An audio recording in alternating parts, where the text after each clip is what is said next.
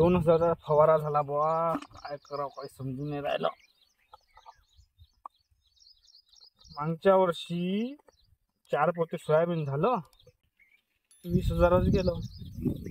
25,000 खर्च लागला. या सोयाबीनले भाव नाही, काय करावं काही समजून नाही राहिलं.